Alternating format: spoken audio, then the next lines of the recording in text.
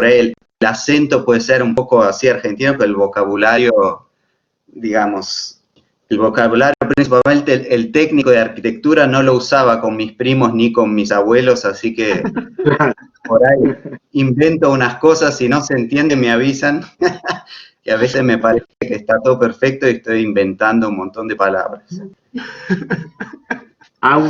No sé si querés agregar algo a la presentación de No, Pablo. para los que no lo conocen a Pablo o lo están viendo por primera vez, aclaro eso que iba a decir primero. Lo segundo es, Pablo está formado entonces en Brasil, o sea, fue estudiante de la FAUSP, que es la Universidad de San Pablo. Ahí se recibió de arquitecto y se doctoró, y ha sido profesor también de esa casa y principalmente hace tiempo de la Escuela de Ciudades, que es un caso bastante particular de una universidad de una facultad de arquitectura generada por arquitectos.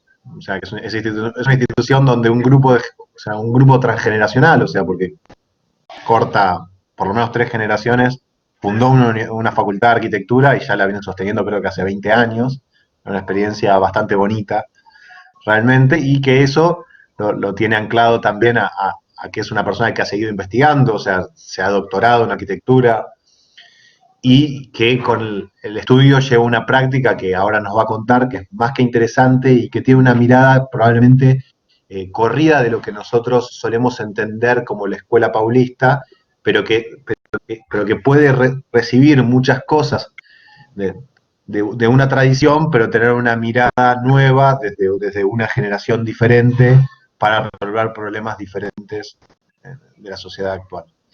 Me parece que la charla de hoy va a ser muy atinada entonces. Así que si querés, Pablo, yo comparto el archivo para hacértelo más fácil y después vos empezás la charla. Bueno, dale, entonces arranco. Cuando Agustín me contó más o menos lo que estaban trabajando ahí en el estudio,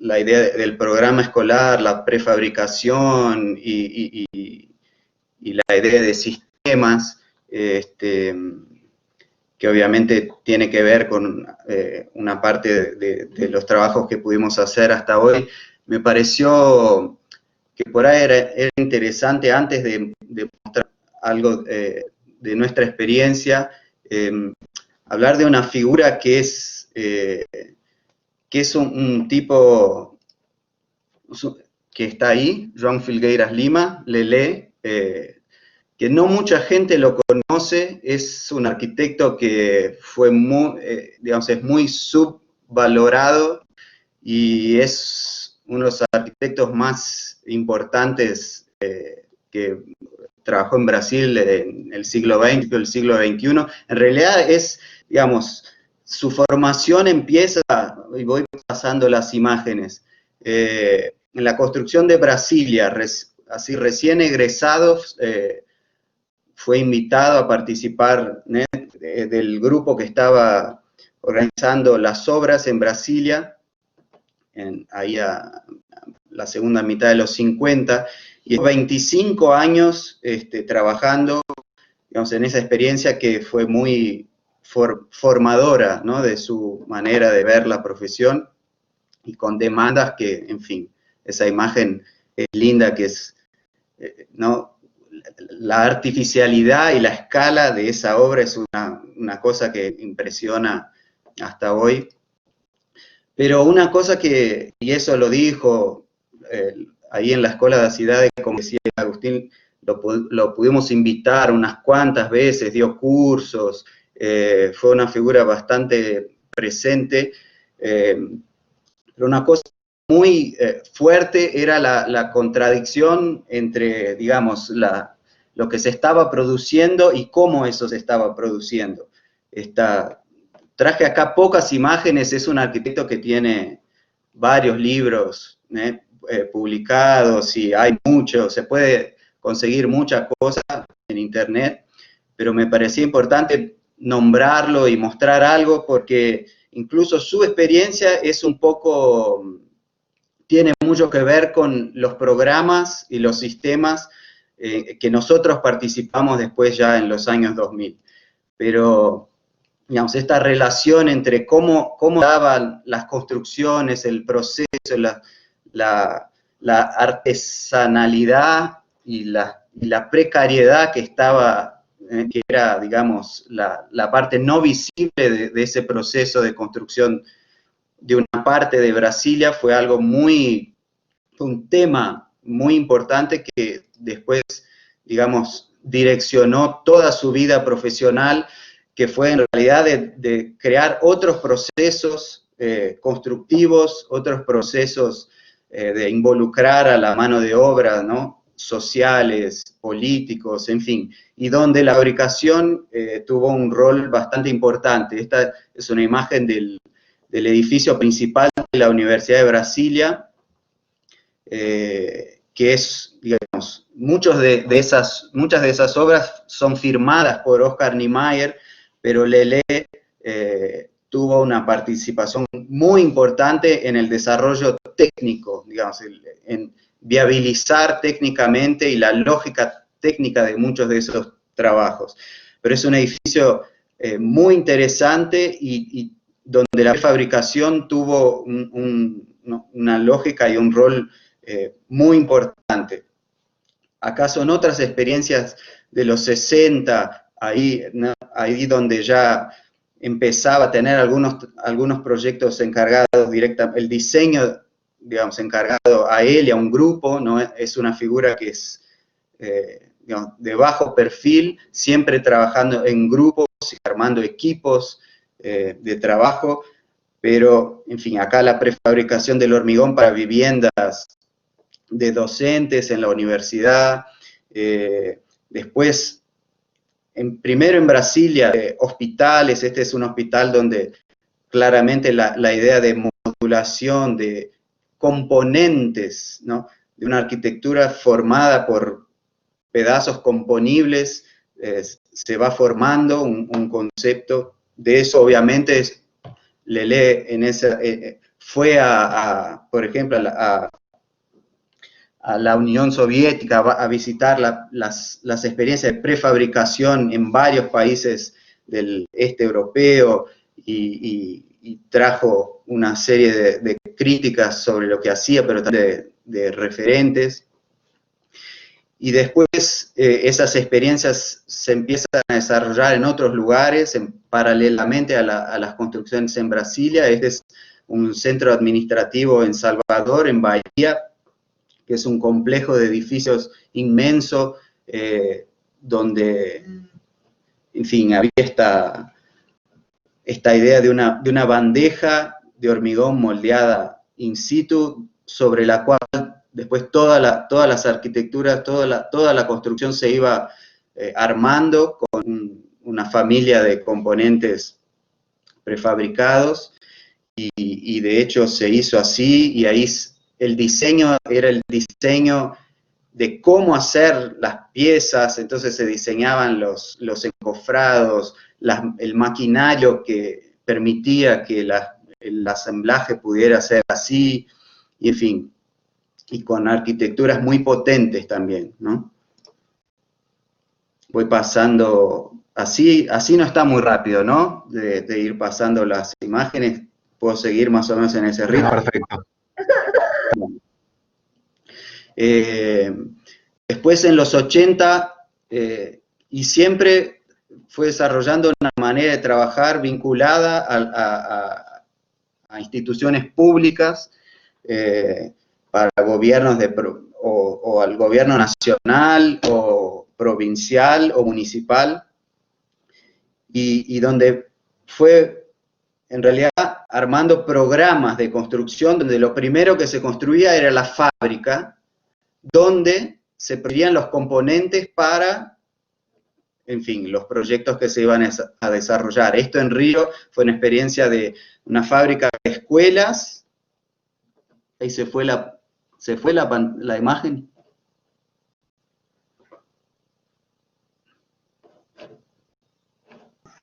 Ya lo soluciono, ¿no?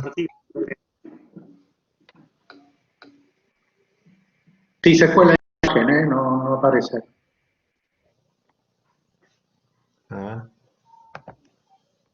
está. Ya lo estoy solucionando, no teman. Por alguna razón me lo saca.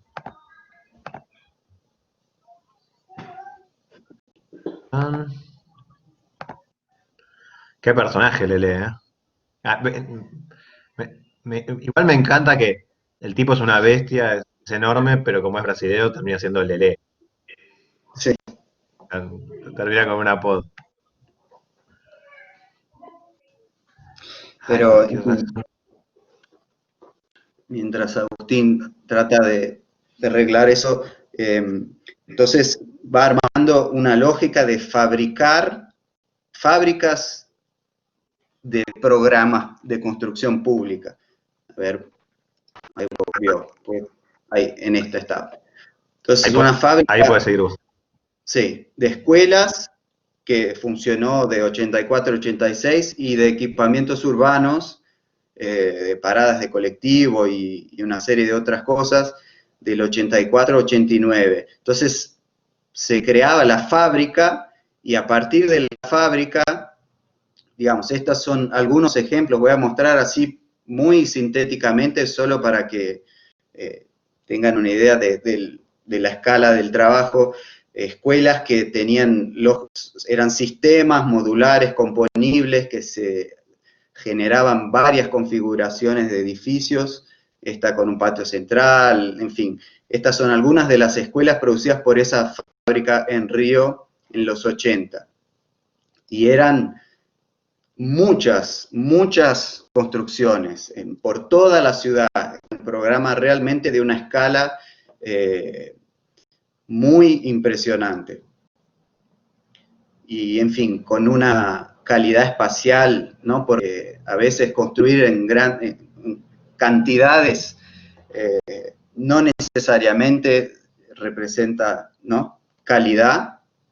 Hay un programa de vivienda acá en Brasil que empezó con el gobierno Dilma, donde se produjeron millones de casas, pero son casi todas un desastre. En fin, no solo la cantidad, pero Lele tenía un rigor en el detalle y en algo que hoy le llamaríamos de arquitectura sustentable, porque es todo con ventilación natural, iluminación natural, sistemas pasivos, en fin, esas cosas que hoy, digamos, uno tiene que, no podés no mirar a eso. En los 70 y 80 Lele ya lo diseñaba y lo dominaba de una manera impresionante.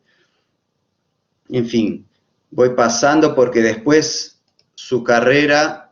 bueno, y estas imágenes un poco para decir también de los procesos, el asemblaje, piezas livianas que se podrían armar manualmente porque en muchos lugares no había condiciones de llegar con grúas o con vehículos de cierto tamaño. Entonces, sistemas también pensados para el contexto donde se iban a construir.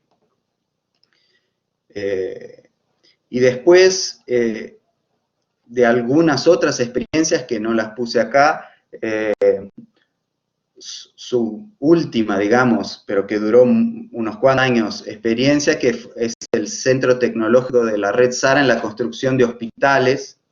Este es el primero en Salvador, pero después se construyeron varios hospitales por todo el país, con una fábrica que quedaba en Salvador y en fin, y donde ahí los sistemas constructivos también fueron cambiando. Si antes era todo, no es hormigón, acá se le dice masa armada, no sé cómo es eso en castellano, no es hormigón, es otra mezcla que permite paneles mucho más finos y más livianos. En fin, de las primeras experiencias pasó a estos hospitales. Los últimos hospitales eran una base de hormigón y después todo en metal.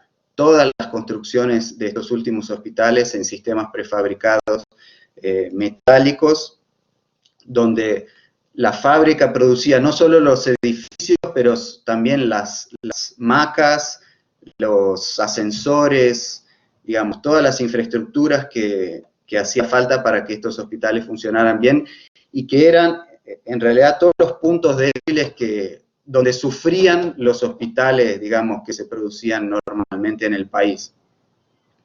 Entonces, en fin, aquí, algunas de estas imágenes, esto todo es muy conocido, se puede conseguir y estudiar.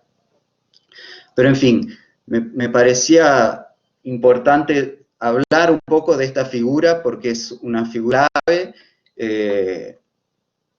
no tan conocida y, en fin, con el riesgo de que en realidad lo que mostré hasta ahora es mucho mejor de todo lo que voy a mostrar de ahora en adelante, pero bueno, sin esto seguramente las experiencias, los programas que nosotros participamos después no hubieran ocurrido de esta manera. Entonces, espero que hayan tomado nota de Lelé y que lo estudien porque es una figura importantísima.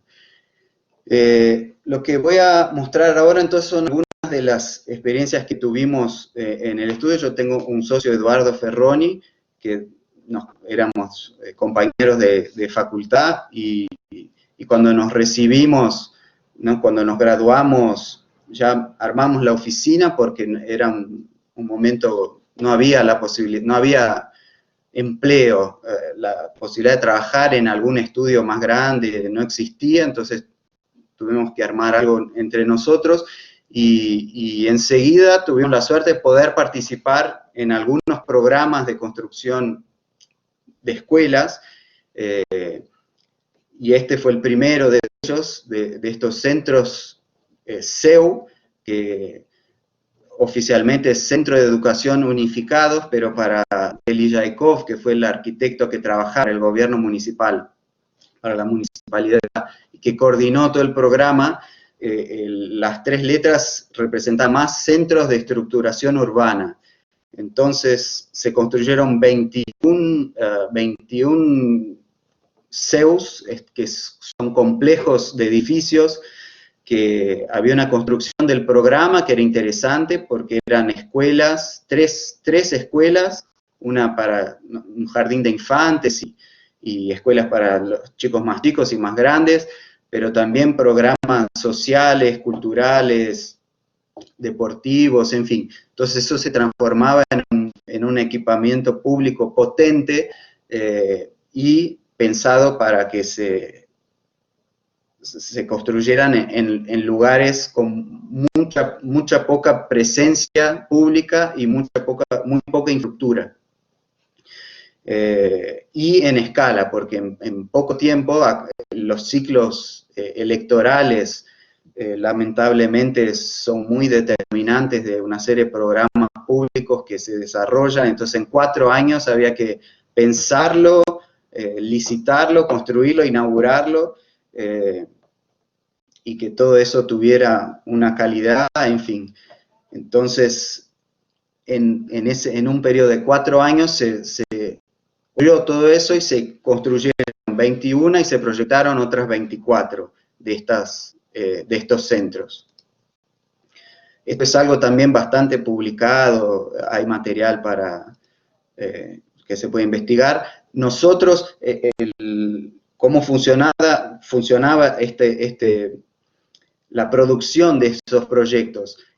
Alexandre de Lijakov coordinaba eso dentro de la municipalidad, pero el municipio no tenía un cuerpo técnico de las dimensiones que haría falta para hacer todo eso de una sola vez, entonces se contrataban oficinas para desarrollar algunos de esos proyectos. Nosotros desarrollamos 3 ahí en más o menos el extremo este de esa línea blanca es el municipio de San Pablo, y fueron estos 3, digamos, los que son todos muy estandartizados, los edificios eran, como vi ahí en las imágenes, eran como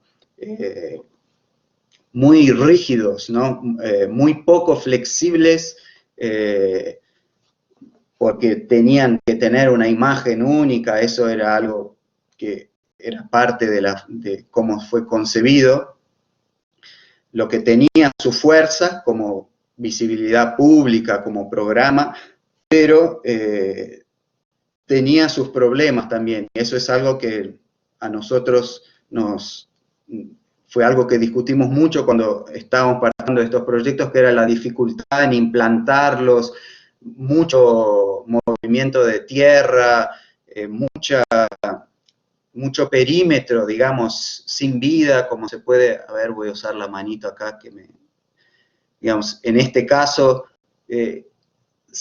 todos los accesos estaban sobre esta calle, digamos, de lado, y esta calle de abajo quedaba totalmente muerta de actividad, digamos, tenía un acceso allá, pero quedaba como una extensión de ciudad muy, muy grande, sin vida, ¿no? Sin usos cotidianos, sin movimiento, y eso nos parecía bastante problemático.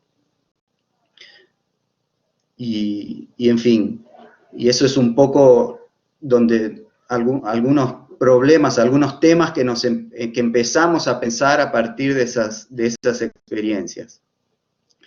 Enseguida, a partir del 2003, el gobierno de la provincia, esto era el municipio, era la alcaldía de San Pablo, a través de esta institución que se llama FDE, empezó a desarrollar un programa de construcción de escuelas, pero en este caso más interesante porque no eran, digamos, edificios, aunque existan programas como todavía existen en Brasil varios programas de implantar edificios estándar, digamos. Entonces adaptás el suelo para que reciba un edificio que ya fue diseñado y que es genérico y que se puede implantar en cualquier lado. En este caso, la experiencia era un sistema constructivo prefabricado que permitía, digamos, hacer maneras de armar los edificios totalmente distintas, con una flexibilidad muy parecida, por ejemplo, con las experiencias del Lelé. Entonces, eran un sistema donde la estructura era toda en hormigón prefabricado, columnas, vigas. Eso, una de las estrategias era garantizar la calidad de la estructura, porque la dimensión de estas piezas no era cualquier industria que las podía fabricar, eran industrias, digamos, de un porte un poco más grande. Entonces eso más o menos regulaba que no cualquier empresa podía presentarse para vender esta estructura, este sistema, ¿no? Suministrar este tipo de piezas, y con eso más o menos se controlaba los suministradores de las obras, ¿no? No una empresa completamente improvisada podía proveer ¿no? este tipo de estructura. Y con eso, porque uno de los problemas que existía es que muchas escuelas se construían y al año eran ruinas de tan mala calidad de la construcción, y después era, en fin, y ahí el problema, aunque se judicializara el proceso, al fin y al cabo la escuela era una ruina y no tenía remedio. Entonces con esto la calidad de las obras mejoró mucho. Y en fin, estoy mostrando acá algunas fotos del sistema, un poco para ver la escala de las piezas. Después con las experiencias fuimos entendiendo un poco qué se podía hacer con este sistema, que no era tan rígido, que se podían moldear, esculpir estas piezas, agregarle, por ejemplo, estos carozos, cosas así, en fin, que después los íbamos usando, por ejemplo, para que generar la continuidad de algunos materiales exteriores que por alguna razón nos interesaba.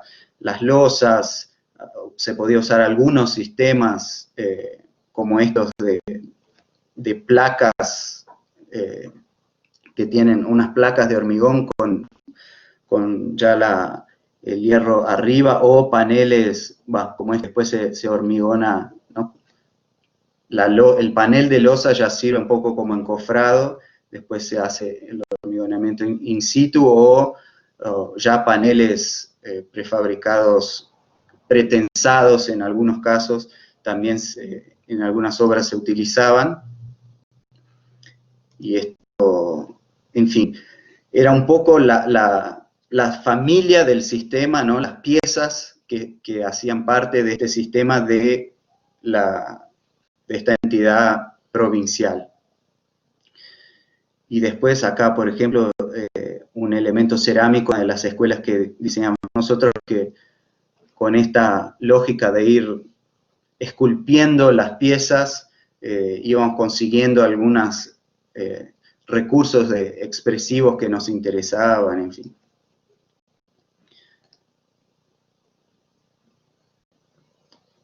Escaleras, pasarelas, en fin. Todos estos elementos se podían ir sumando a una fila que no era limitada de piezas, pero dentro de una lógica industrial, modular, prefabricada, en fin, que tenía, ¿no? Era una industria que permitía este tipo de customización, digamos, ¿no? Y, en fin, ahora voy a pasar algunas de las escuelas que diseñamos. Esta fue la primera que la hicimos asociados a otra oficina, porque eran 2 escuelas, 2 oficinas, esta institución contrató a 2 oficinas para diseñar 2 escuelas distintas, pero en una misma manzana, y por suerte nos conocíamos, habíamos sido alumnos de Barossi, que era un arquitecto de esta otra oficina, y cuando empezamos a estudiar el problema vimos que lo más lógico era hacer un proyecto juntos, un único edificio que abrigara las 2 escuelas. La escuela azul más oscuro era para los chicos más grandes, el azul más clarito, que está más en planta baja, digamos, tiene más suelo, era para los chicos más chiquitos, y había que dejar reservado en esa manzana un espacio para un equipamiento de salud, que se decidió que tenía que ser ahí donde está la cruz, pero que al fin nunca se construyó. Y eso resultó en un único edificio que lo diseñamos juntos, las 2 oficinas, que contenía los programas de las 2 escuelas. Los lugares donde todas estas escuelas, o casi todas, tenían que construirse eran urbanizaciones precarias, y fuimos entendiendo las otras funciones que el edificio podía desarrollar más allá de su, digamos, programa oficial, que eran las escuelas, pero de empezar a darle urbanidad a algunos territorios que no la tenían. Entonces, los accesos, los bordes, cómo este edificio, que sería necesariamente un edificio de mucho impacto en el lugar donde se iba a construir, y de potencialmente un organizador de dinámicas a su alrededor, el edificio podía asumir esas otras funciones que no eran solicitadas por el cliente, digamos, o no. Había ejemplos de las 2 cosas, y eso nos pareció, entonces empezamos a entender que eso era algo muy importante, más a las escuelas, que esa función de organizador y de proveedor de una cierta urbanidad, tenía que ser algo muy importante para el diseño. Entonces, ya la escuela, digamos, terminada, como donde se posicionaron los accesos, genera, digamos, flujos que impactan en un nuevo comercio que no existía. Entonces todas las casas que están enfrente a esta plaza de acceso que creamos se transformaron en servicios, en comercios, y todo eso genera un pequeño centro, una pequeña centralidad ¿no? que la escuela podía o no tratar de estimular. Este es un corte un poco por esta pequeña plaza de acceso que es realmente muy optimista llamar esto de plaza, pero que en su uso y en su apropiación, porque en el momento que se construyó la escuela no había espacio público en el barrio, terminó por funcionar un poco como una plaza, entonces un lugar donde las rejas estaban, no estaban en el límite del lote, que era lo que el cliente pedía, y eso lo digo porque tardamos muchas reuniones en convencer al que nos contrataba, que era esta institución del gobierno, que en una parte de la escuela esta plaza tenía que ser pública y no cerrable, digamos, no tenía que tener rejas, que el no tener rejas era algo importante simbólicamente, y en fin, eso nos costó mucho trabajo convencerlos, al final conseguimos, y eso se mostró una cosa muy importante para establecer un poco la relación que la comunidad fue construyendo con el edificio. Y en este caso fue una relación de respeto, digamos, un problema que estas escuelas muchas veces tienen es de vandalismo, y la reacción es bloquear, cerrar, meter rejas, meter muros para impedir el vandalismo, pero eso en realidad es como que va aumentando, potenciando el conflicto, y al final el conflicto no se resuelve nunca, y con gestos un poco más de apertura, ¿no? De no demostrar miedo o de tensionar esta relación, como por ejemplo generando una pequeña plaza, toda esa dinámica cambiaba, y cambió. En este caso, esa decisión fue exitosa. Y en fin, y después, además de todo esto de la inserción en el barrio, de ser un referente, también tratar de darle a todos los espacios internos la mejor calidad posible, experiencias espaciales también bastante particulares, ¿no? De ampliar el repertorio espacial de estos jóvenes y de estos chicos que normalmente no tenían acceso a equipamientos públicos, a espacios de otra escala, más allá de sus casas y la calle, que era el único espacio, las calles muy precarias, que eran los únicos espacios donde podían vivir, y en fin. Fue un poco la primera experiencia donde todos estos temas aparecieron de una manera muy fuerte, y creo que, digamos, organizaron mucho, moldearon nuestra mirada sobre cómo desarrollar este tipo de proyectos. Después, durante muchos años trabajamos para esta institución, desarrollamos estos amarillos acá, son las que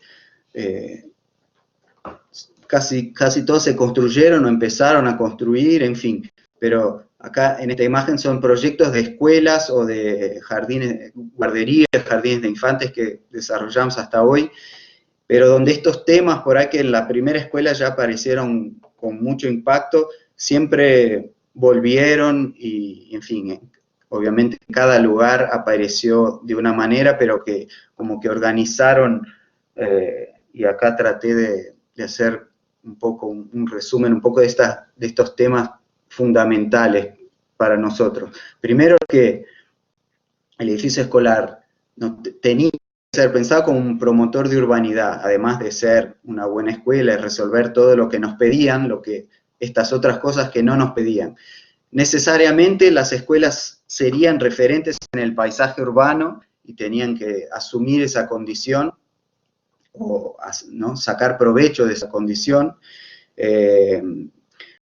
Construir una dirección acá tiene que ver un poco como un lugar reconocido. Entonces, ¿no? que, por ejemplo, esa pequeña plaza era la dirección de aquella escuela. Un poco asumir también eso como un desafío.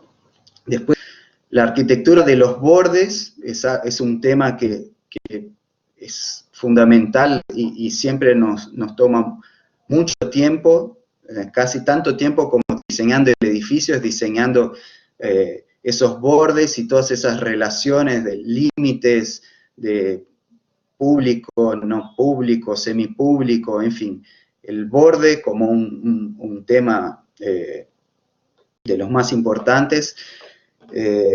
Después, experiencia de los espacios entre la ciudad y el aula, que es un poco,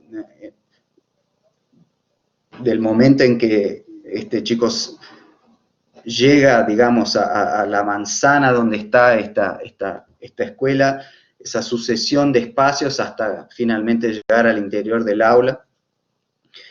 Después, otro tema importante es la integración de usos, que en este caso de las escuelas provinciales no tenían mucha posibilidad porque, de hecho, no consiguieron, y hasta hoy no consiguieron, asociar esos equipamientos a otros, aunque las escuelas se usan los fines de semana para actividades culturales y deportivas y sociales de toda la comunidad, no solo de los alumnos, pero en otros casos, y voy a mostrar eso un poco rápido también, integrar el equipamiento escolar a realmente otros programas es algo que le da mucha posibilidad a esa idea de promover urbanidad.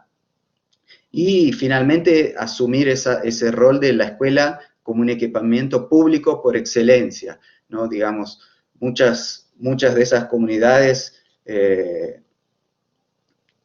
no tienen otra experiencia de equipamiento público que no la de la escuela, entonces que eso fuera algo que tuviera un significado, que el proyecto asumiera eso también como algo, como un tema importante. Entonces, ahora paso un poco más rápido algunas experiencias, no voy a mostrar muchos detalles de cada una, pero un poco cómo estos temas que hablé recién fueron generando algunas soluciones. Esta es una escuela, casi todas las escuelas que hicimos se construyeron en lotes donde ya había una escuela anterior y a veces simplemente se sumaba, era una nueva escuela usando el terreno porque el suelo es algo cada vez más difícil de conseguir en la ciudad que se va densificando, el precio de la tierra va subiendo, entonces estos programas trataban de usar terrenos que ya eran, ¿no?, de propiedad del gobierno y casi todos ya eran escuelas, pero escuelas que tenían este tipo de relación con la ciudad, ¿no? Un gran muro continuo con un portoncito en algún lugar por donde entraban y salían los chicos. Y entonces esto es un poco lo que, esa arquitectura de ese borde era algo que en este proyecto nos parecía fundamental trabajar. Esta es una foto de la escuela ahí de lejos, pero un poco entonces los percursos, los recorridos llegando a la escuela, la visibilidad que necesariamente el edificio iba a tener, era algo importante, y después esta idea de retroceder los límites, hacer con que el edificio fuera el límite entre lo público, ¿no?, lo libre y lo controlado. Entonces, siempre que posible, que no existiera algo como un muro o una reja, pero que la superficie del edificio fuera ya ese límite, generar pequeños espacios que no llegan a ser plazas, ¿no?, pero que le dan a la vereda y al espacio urbano un poco más de una dimensión un poco distinta de lo que en general se encuentran en esos barrios. acá este pequeño cantero de unos árboles que existían, que en vez de poner la reja sobre el límite del lote, ¿no? Esto se iba para el interior del edificio y este jardín quedaba como un pequeño jardín público. El límite del cantero se transforma en un banco, pensado como un banco y sin diseño, ¿no? No es un banco, no hay un detalle de ese banco, pero eso tenía que ser un banco. Y eso ya era lo suficiente, digamos, para resolver los temas más importantes que nos parecían ahí, y eso sirve como un banco para la parada de los colectivos, o como un lugar para que los chicos juegan cuando salen o llegan a la escuela, en fin. Después acá algunas imágenes de cómo los materiales que componen el sistema, ¿no? En realidad el sistema tiene muchas reglas, pero también permite una libertad casi infinita.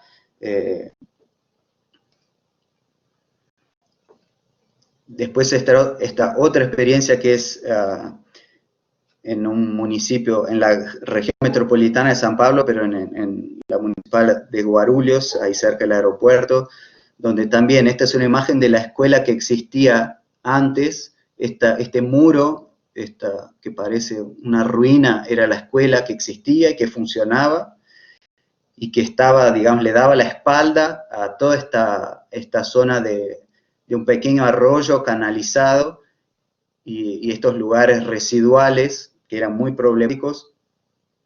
El acceso, esta es la escuela que existía antes, el acceso de los alumnos era por esta calle de acá arriba, con una vereda mínima, una calle agresiva porque es un barrio industrial, pasaban muchos camiones, y en fin, y en esa idea de la arquitectura de los bordes y de diseñar los recorridos y los flujos, al fin la decisión más importante del proyecto es modificar el punto de acceso, invertir la lógica de relación que la escuela tenía con el barrio, traer el acceso para el otro lado, darle un significado a este espacio del arroyo, que no era nada, y en fin, y transformar esto en algo que podríamos llamar de plaza,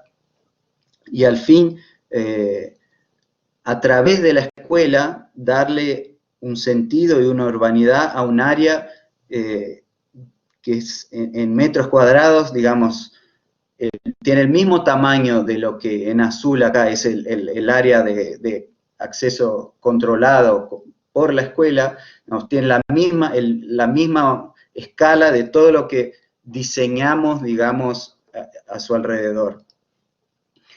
Entonces, acá esa idea de un paisaje industrial, la escuela asumiendo esa idea de un referente, ¿no? Y en este caso el sistema de la fachada son unos paneles perforados donde el color podía tener una presencia más fuerte, y en este caso nos parecía que tenía sentido, entonces usamos estos paneles con distintos colores, pero esta es la imagen más importante por ahí, de diseñar todo este borde, transformar un área relativamente grande, en este caso, simplemente con la decisión de traer el acceso de los alumnos a este otro lado, y también, en este caso, generar un espacio interno al edificio que se integrara con este espacio que ya existía del arroyo y del borde de una favela del otro lado acá del río. Es una pequeña favela que está ahí en el medio de este barrio industrial, y que es de donde venían los chicos que estudiaban en esa escuela. En realidad la mayoría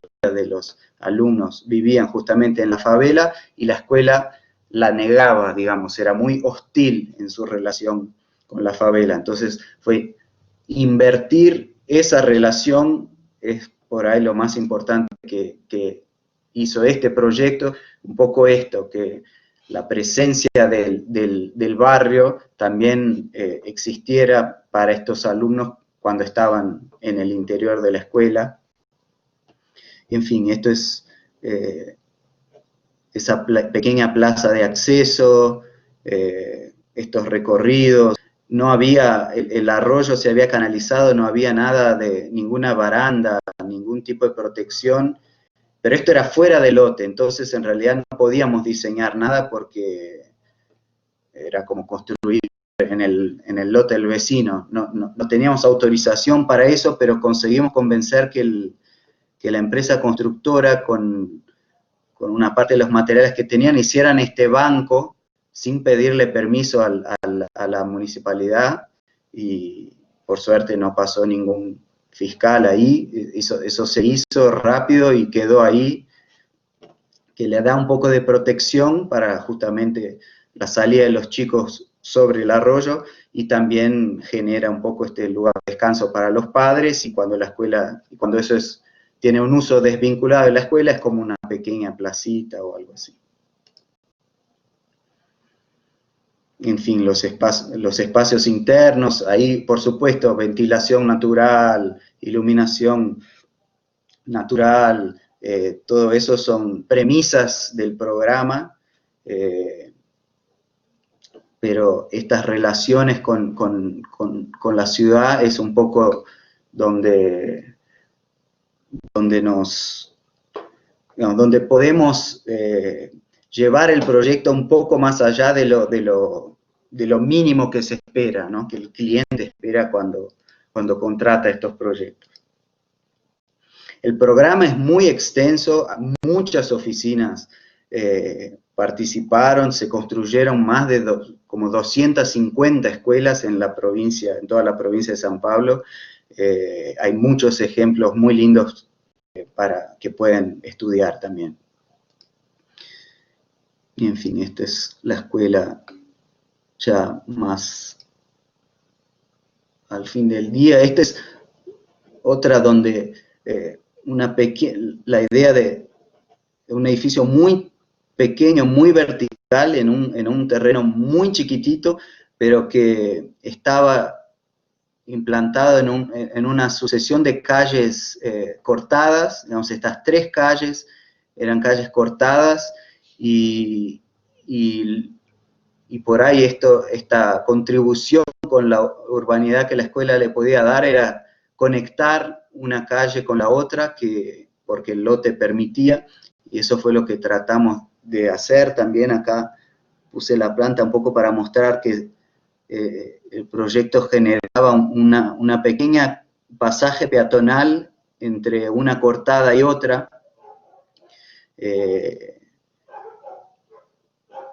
y además, en fin, esa idea de un referente del paisaje. En fin, acá después lamentablemente le metieron una reja ahí, entonces el pasaje no quedó público como a principio el proyecto planteaba, pero de cualquier manera, cuando la escuela funciona, el pasaje funciona. En fin, estas un poco menos, ¿no? Pero aún en estos casos donde no conseguimos mucho, cualquier cosa que conseguimos de darle un poco más de alcance a esta iniciativa, siempre nos parece, digamos, que al final valió la pena. Y en este caso, que es un poco distinto porque es en una ciudad afuera de San Pablo, es una ciudad que se llama Joanópolis, en el interior de la provincia. Había una escuela protegida por el patrimonio, digamos, una escuela del principio del siglo XX, que también, si por un lado es un edificio muy lindo y que el proyecto era restaurar ese edificio y hacerle una ampliación, el edificio histórico tenía también esta relación de muros, una relación muy estanque con la ciudad. Entonces lo que tratamos de hacer acá fue este es el edificio nuevo que se vino a reemplazar un montón de pequeños edificios que se habían construido acá en el medio del patio, por todos lados. Entonces, para recuperar el monumento histórico, este pabellón, a su fondo, digamos, ¿no? El edificio tenía un frente muy claro. Nosotros trabajamos en el fondo del edificio generando un nuevo frente urbano donde la relación sería de mucho más permeabilidad y comunicación con el barrio que tenía la escuela original. Entonces, un poco esto de esta vereda, darle una permeabilidad visual. Acá es un programa deportivo que permitía un poco estos agujeros, digamos, esto no era un problema para los usos que ocurrían en el interior. Generar acá en la esquina un alargue de la vereda, también como una pequeña placita de acceso, perforar este muro para generar esta comunicación visual, en fin. Dentro de lo posible, cambiarle un poco el carácter de esta incomunicabilidad del programa con todo lo que tiene alrededor, y eso buscamos hacer en este pabellón anexo al edificio histórico. Y después, por último, una experiencia que se construyó y una que se está empezando a construir ahora antes de la cuarentena, de equipamientos escolares mezclados a otros usos. Este es un proyecto de un conjunto de vivienda social, pero más que un conjunto de vivienda, un conjunto urbano, porque tenía el programa de vivienda, una guardería, un equipamiento de salud y un restaurante escuela. Entonces, no era solo vivienda, eso desde el principio del proyecto estuvo presente, y donde la escuela, o en fin, esta guardería, este jardín de infantes que está, no voy a mostrar el proyecto entero, voy a mostrar principalmente la relación de este equipamiento, pero en fin, un proyecto también que hicimos asociados a MMBB, y donde también el borde, la arquitectura del borde fue algo desde el principio muy importante, sacar rejas, hacer con que los edificios, bueno, estoy hablando de cosas obvias, ¿no? Que, no sé, Buenos Aires casi entera es así, pero que si conocen San Pablo y principalmente estos barrios de urbanización más precaria, es totalmente lo contrario, es una ciudad de rejas, una ciudad de la no comunicación, de la impermeabilidad.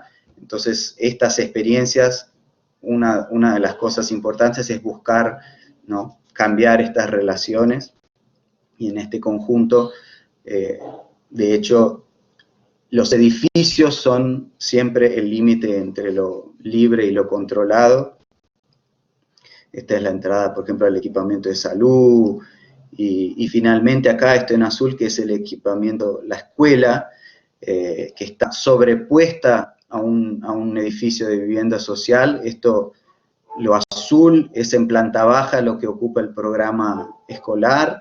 Después, la terraza de esa planta baja también es un espacio que lo usa la escuela, y una parte de este primer piso también, pero lo amarillo son programas.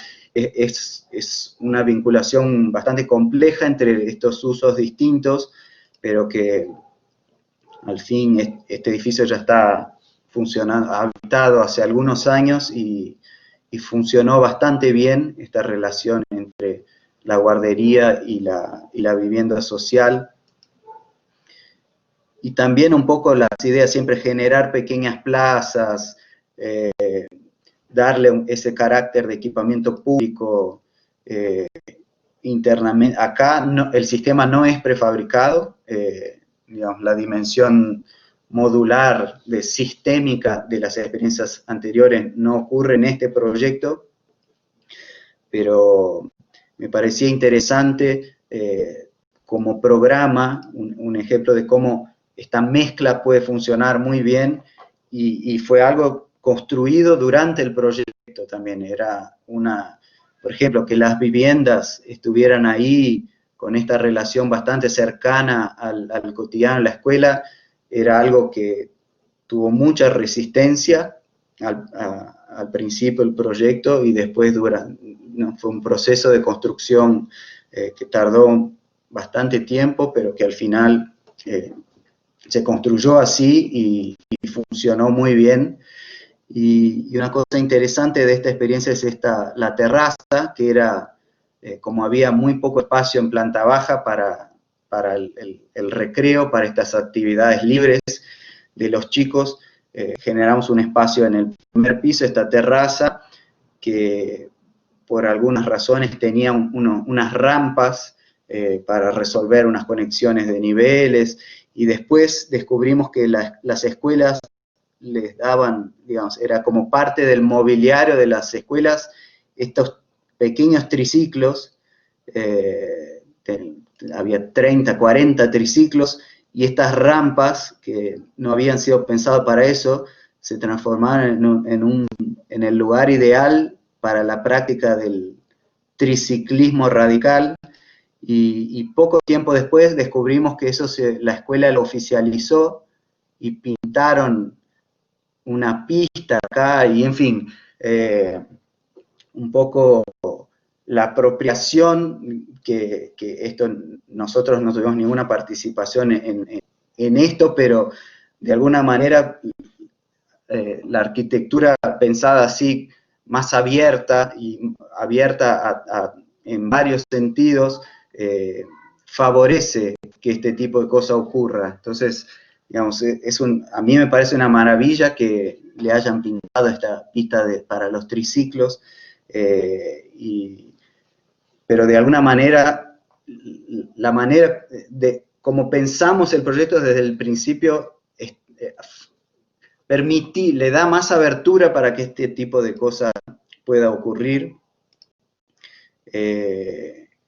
Y es una cosa que estamos tratando de reproducir ahora en un otro proyecto que estamos haciendo con Marcos Sacayaba. Ya hace casi 10 años que estamos involucrados en este proyecto, que era un conjunto muy grande de vivienda social en un área industrial. Desde el principio, la cosa más importante de todo el proyecto nos parecía construir el programa de esta planta baja, ¿no? De este suelo urbano. Entonces, desde el principio insistimos mucho para mezclar y traer equipamientos urbanos ¿no? a la mesa de trabajo. Al final diseñamos solo una parte de los edificios, que son estos dos más bajos, que están acá. Creo que el puntero se ve, y en esta punta las dos torres con una escuela en planta baja, en una organización funcional muy parecida con el proyecto anterior que mostré. Esos dos edificios ya están listos, están casi listos, todavía no están ocupados. Los demás no los diseñamos, y creo que no los vamos a diseñar nosotros. Pero al final, acá en esta esquina, entonces, con esta tipología de torres, logramos que el proyecto al final, ¿no? Llegara hasta el final del proceso con esa organización programática, con la escuela abajo, la vivienda arriba, y esta mezcla, dándole, digamos, la urbanidad un poco a este lugar que podría terminar siendo muy poco urbano, ¿no? Esta creo que es la última imagen. Agustín, no sé cómo quieren seguir, pero es más o menos lo que separé para mostrarles. Bueno, la verdad, gracias infinitas. Una charla creo que muy atinada para el momento en el que estamos trabajando, y si no, igual fue una charla súper interesante que nos permitió como reflexionar un montón de cosas. Así que te vamos a invitar próximamente para ver algunos resultados y seguramente para otras cosas. Dale, buenísimo. Gracias por la invitación. Bueno, buen trabajo ahí a todos. Ahí te dan un aplauso virtual los estudiantes, los 58 y pico que hay por ahí dando vueltas. Muchas gracias. Realmente. Gracias a ustedes y nos vemos.